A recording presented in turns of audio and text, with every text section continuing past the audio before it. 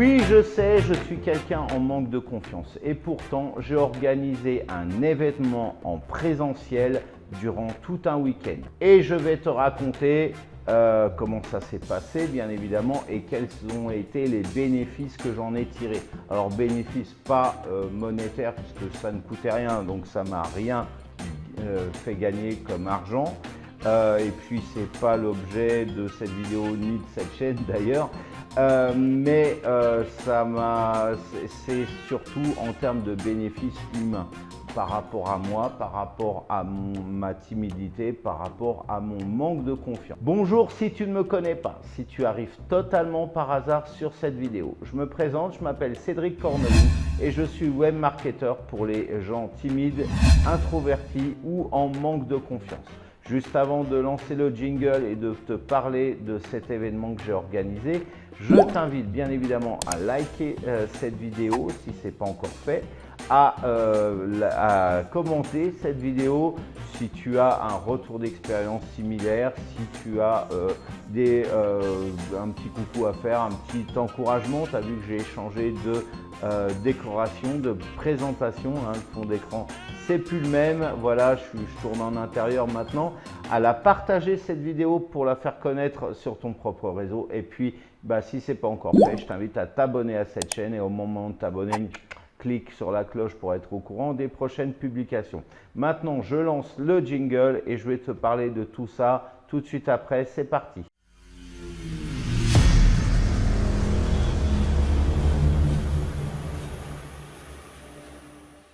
Alors cet événement a eu lieu il y a une vingtaine d'années. J'avais à l'époque un gros manque de confiance, beaucoup plus que ce que j'ai aujourd'hui. J'avais beaucoup plus de la timidité aussi. Et ce manque de confiance était accentué par le fait que je traversais une période très compliquée de ma vie dans absolument tous les domaines. Le travail, le côté sentimental, amical, psychologique, bien évidemment, ça c'est de toute façon, quand tu as des problèmes dans un domaine particulier au niveau du mental, ça joue. Donc c'était absolument dans tous les domaines et c'était très très compliqué. Et pourtant, j'avais décidé d'organiser une exposition consacrée aux réfugiés tibétains du Népal, vaste sujet, ainsi qu'une conférence débat sur la question.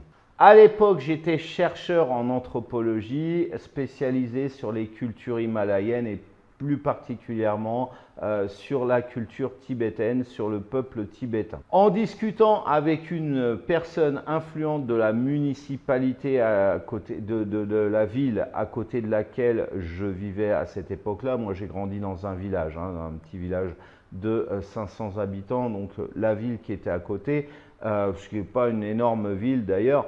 Voilà, je fais la rencontre de quelqu'un que je connaissais plus ou moins de nom, il devait me connaître aussi. Bon, on vient à discuter comme ça. Qu'est-ce que tu fais dans la vie? Ouais, moi je fais ça. Et toi, Cédric, qu'est-ce que tu fais dans la vie? Je suis chercheur en anthropologie et puis donc lui parle de mon sujet du moment sur lequel toute mon attention était focalisée, à savoir les conditions de vie des réfugiés tibétains du Népal. Et de fil en aiguille, je suis complètement détaché et en plein lâcher prise. Et puis, paf, je lui dis, ça t'intéresserait que je fasse une expo à la mairie et puis que j'organise une conférence débat? Et puis là, il me dit oui. Et encore une fois, comment m'est venue cette idée? J'en sais absolument rien. Je ne peux pas te dire comme ça, j'étais en lâcher prise et cette idée m'est venue tout naturellement. C'est surtout une heure ou deux après, je ne vais pas chronométrer bien évidemment, où je suis rentré chez moi et je me suis dit, mais Cédric, dans quoi tu t'es embarqué là? Le gros avantage d'être timide, car oui, il n'y a pas que des désavantages à être timide, c'est qu'on a cœur à faire les choses extrêmement bien, on n'est pas à 100%, on est à 300%. Quand on est mis sur le devant de la scène. Alors devant de la scène, c'est pas forcément là sur un podium avec une grande salle et puis il y a il y a 1000 personnes qui nous regardent, mais devant de la scène, c'est quand tout simplement on s'intéresse à nous. Ça peut être effectivement lors d'une conférence, d'un débat, ou bien évidemment quand on est à table avec des amis qui s'intéressent à ce qu'on fait.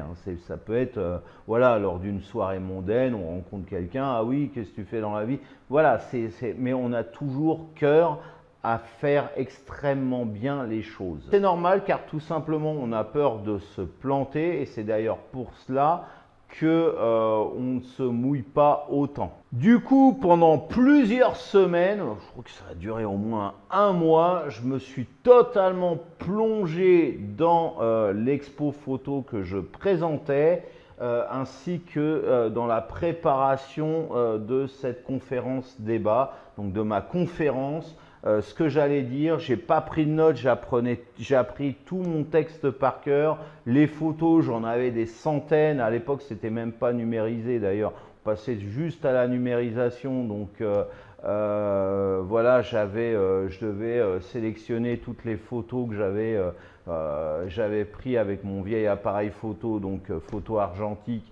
Je devais sélectionner toutes les photos à mettre. J'avais fait les panneaux. Enfin, c'était un travail de titan. L'objectif était de montrer le meilleur de ce que j'avais dans mes connaissances, dans mon expertise. Et c'est d'ailleurs ce que j'ai fait. Inutile de te dire que le jour J, j'étais hyper anxieux, hyper nerveux, j'avais peur de me planter, j'avais tout un tas de trucs à penser. Finalement, c'était juste des photos à mettre, des panneaux que j'avais préparés et puis une conférence de, oh, ça devait durer une trentaine de minutes. Mais bon, il y avait des élus locaux qui étaient des pointures, des députés, des directeurs de cabinet, de politiciens.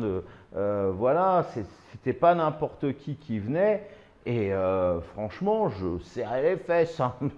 Voilà, j'avais pris un petit slip de rechange voilà, dans mes affaires au cas où ça se passait mal. Allait-il y avoir du monde? Est-ce que ça allait intéresser les gens? Est-ce que j'allais pouvoir répondre correctement aux questions qui allaient m'être posées? Bref, tu comprends qu'au-delà de toutes ces questions, c'était mon manque de confiance qui parlait, puis lui, il parlait bien, il m'a pas épargné ce jour-là. Mais quelle joie, quelle libération le moment venu. Il y a eu plus d'une centaine de personnes qui sont venues, ne serait-ce qu'à l'exposition. Il y a eu un journal local qui m'a interviewé.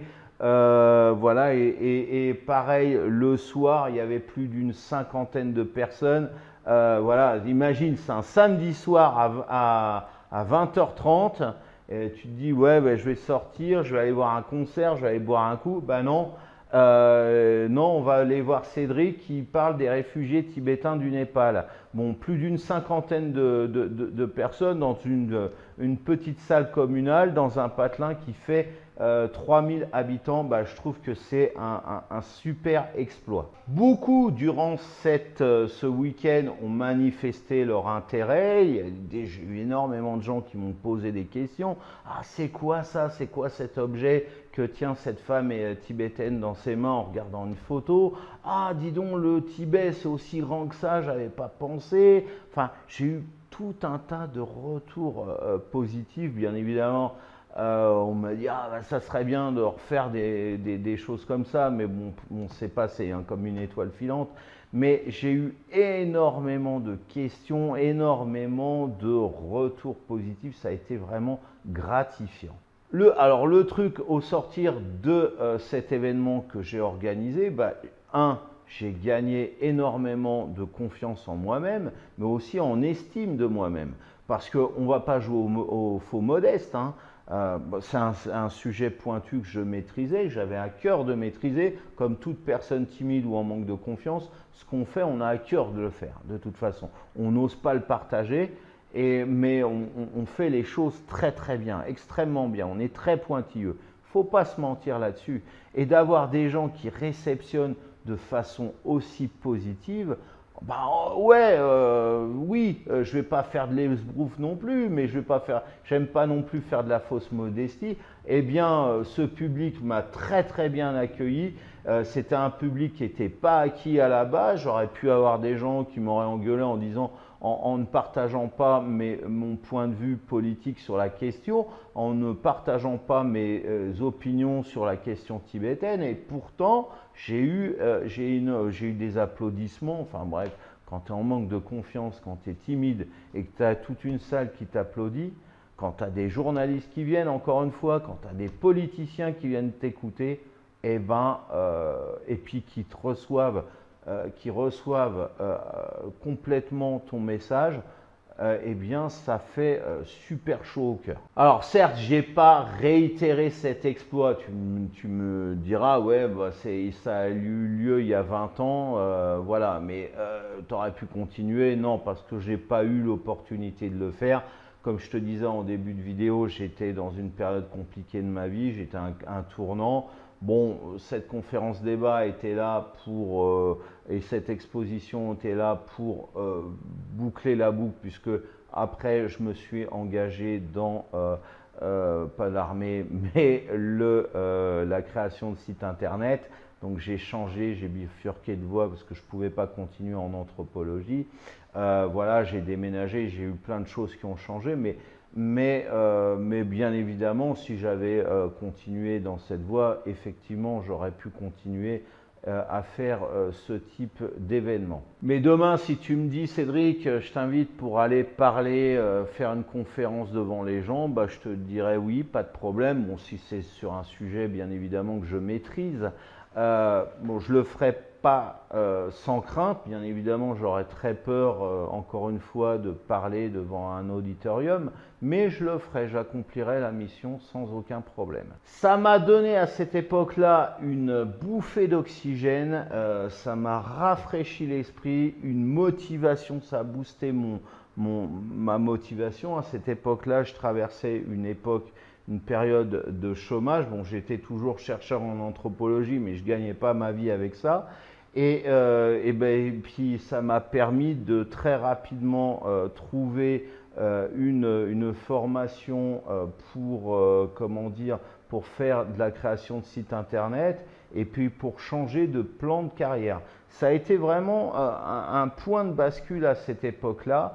Et dans un sens, heureusement que je l'ai fait, parce que sinon je suis pas sûr que les choses se seraient mises en place, mais finalement peut-être pas aussi vite. Je me pose réellement la question, parce que ça m'a encore une fois boosté, ça m'a donné une grosse confiance en moi-même sans qu'elle soit surdimensionnée. Et d'ailleurs, peu de temps après, j'ai commencé, d'ailleurs quelques semaines après, j'ai trouvé du travail en intérim. Et puis, mine de rien, le fait d'avoir créé de toutes pièces un événement comme ça, eh bien, ça m'a aidé plusieurs années plus tard à passer face à la caméra et à parler. Alors, non sans gêne, non. Au début, je n'étais pas à l'aise, mais ça m'a quand même offert une base parce que ça m'a aidé à relativiser. Là, tu parles devant une caméra, au début il y aura peu de gens qui vont te suivre et bon après ça viendra, mais ça sera moins pire que d'avoir des gens face à toi comme tu as eu par le passé et du coup voilà, ça a été beaucoup plus simple pour moi. Quand je me suis mis en avant pour parler physiquement face à des gens et après coup, une dizaine d'années après, je me suis mis face à une caméra pour enregistrer comme je le fais aujourd'hui et publier la vidéo sur YouTube, en fait c'est que dalle. Donc tu relativises, c'est voilà, parler pour être publié sur YouTube, c'est vraiment que dalle. Et donc du coup, voilà, moi ça m'a aidé justement à réaliser les vidéos que je réalise depuis bientôt 10 ans maintenant. Alors je te le dis, organiser un événement, alors que ce soit en présentiel, en physique ou bien sur internet, tu as tout un tas d'outils qui existent. À cette époque-là, il n'y en avait pas, il n'y avait pas tout ça. Eh bien, c'est un magnifique tremplin pour gagner de la confiance en soi. Voilà, alors cette vidéo est maintenant terminée. Je t'invite encore une fois à liker, pouce bleu en l'air, à la commenter. Si tu as des questions à me poser, un retour d'expérience aussi, à me le faire savoir dans les commentaires ou simplement pour me faire un petit coucou, t'es le bienvenu pour le faire, bien évidemment, à partager cette vidéo si tu veux la faire connaître sur ton propre réseau. Et si ce n'est pas encore fait, je t'invite à t'abonner à cette chaîne. Et au moment de t'abonner, clique sur la cloche pour être au courant des prochaines publications. Alors, très certainement, si tu regardes cette vidéo, tu es timide, en manque de confiance. Tu as certainement aussi une expertise à faire valoir. Tu te dis, je suis nul, je ne sais pas. La meilleure façon de faire valoir son expertise sans esbrouf, ça va être les réseaux sociaux. Alors les réseaux sociaux, c'est assez particulier parce que c'est compliqué au début de démarrer, d'avoir une communauté qui nous suive, qui réagissent, qui like, qui commentent, qui partagent à nos publications. Moi j'y suis arrivé et j'ai mis en place une méthode. Voilà, c'est pas une méthode style formation, parce que là ce que je vais te proposer c'est pas une formation. Tu vas pas passer du temps à apprendre quelque chose qui peut-être au final va pas te correspondre. Tu vas dire ah non, ça correspond pas à mes valeurs, j'ai pas le temps, c'est trop dur, ouais, ah oui, c'était ça sa formation, donc non. Là, c'est un pack, c'est le pack Easy Expert, c'est-à-dire que ce sont des ressources prêtes à l'emploi. J'ai 5 templates texte, 10 templates visuels créés sur Canva. Voilà, que je vais te partager dans ce pack, plus une petite vidéo qui t'explique effectivement comment gérer tout ça. Et tu vas pouvoir publier régulièrement des posts sur Facebook, sur Instagram, sur X par exemple, pour faire valoir ton expertise sans crâner, sans esbrouf, mais à la valeur de ce que c'est. Voilà, donc je te mets à disposition des textes que tu vas devoir mettre à jour par rapport à ta sauce, des visuels aussi que tu vas devoir mettre à jour. Donc ça, la vidéo explicative va te montrer comment faire. Et ensuite, tu publies ça sur ton réseau social préféré. Donc ça s'adapte à n'importe quel type de réseau social. Et du coup, voilà, tu vas pouvoir gagner la confiance de ta communauté qui va te reconnaître en tant qu'expert, qui va donc interagir sur tes publications. Et après, si tu as quelque chose à vendre, bien évidemment, quelqu'un en qui on a confiance, eh bien, on va voir ces produits. Quelqu'un qu'on ne connaît pas et du coup en qui on n'a pas confiance, pas forcément quelqu'un on n'a pas confiance parce que c'est un escroc, mais quelqu'un que tu ne connais pas, intuitivement, instinctivement, tu n'as pas confiance. Donc, pour avoir confiance, il faut être à l'aise. Voilà. Et la base de tout, pourquoi tu ne vends pas sur Internet? Tu as du mal à vendre parce que tout simplement, les gens ne te connaissent pas et n'ont pas confiance dans ton expertise. Avec ce pack Easy Expert, le nom veut bien dire ce que ça veut dire. Eh bien, justement, ça va être facile pour toi d'être reconnu en tant qu'expert par rapport à ta thématique, quelle que soit ta thématique, et donc de vendre plus facilement ou de drainer du trafic plus facilement vers ton blog, vers ta chaîne YouTube, vers ce que tu veux, vers tes podcasts bien évidemment, vers ton site internet. Voilà, alors tout ça, si ça t'intéresse, c'est complètement gratuit et le lien, je l'ai laissé juste en dessous de cette vidéo. Voilà. Le premier lien que tu vas trouver, tu cliques dessus, de toute façon c'est indiqué, un pack Easy Expert. Tu cliques dessus, tu auras toutes les informations, ce qui se passe, comment c'est, etc. Et puis après, il suffit de laisser ton prénom, ton adresse email et tu le reçois donc sur l'adresse email que tu auras laissée dans le petit formulaire. Voilà. Eh bien, écoute, en attendant de se revoir pour ce pack Easy Expert ou pour une prochaine vidéo, ou les deux, bien évidemment, je te souhaite de passer une excellente journée ou fin de journée et je te fais des bisous.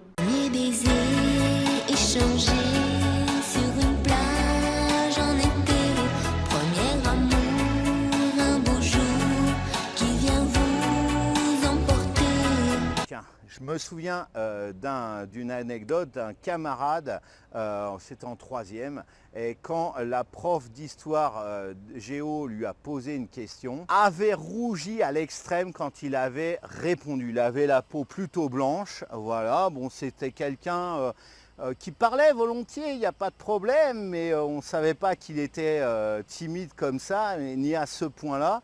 Et vraiment, il y a eu, mais je sais pas, en une seconde, 2 secondes, au moment où il répondait, un changement de couleur, mais il était rouge, écarlate, vraiment sans mentir, sans exagérer. Il est passé vraiment d'une peau comme la mienne, voire même plus claire, à un rouge vraiment vif.